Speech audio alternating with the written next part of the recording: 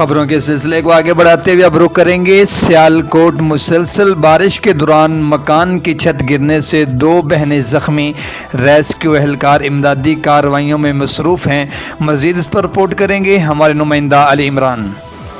जी बिल्कुल, सियालकोट की तहसील डस्का और समड़ियाल में सुबह से जारी बारिश के दौरान छत गिरने से मुख्तलिफ वाक़यात हुए हैं, जिनमें 2 बहनें ज़ख्मी हुई हैं। डस्का रोड पर महर ग्रुप इंडस्ट्री के पास ईंटों वाले पट्टा में मौजूद कमरे की TR गार्डर से बनी छत गिर गई। छत गिरने के बाद 2 16 साल बहनें ज़ख्मी हो गई। दोनों ज़ख्मियों को रेस्क्यू 1122 ने मौका पर इब्तदाई तिब्बी इमदाद मुहैया की, जबकि समड़ियाल के इलाका जेठी के गाँव में मिट्टी से बने मकान छत गिर गई।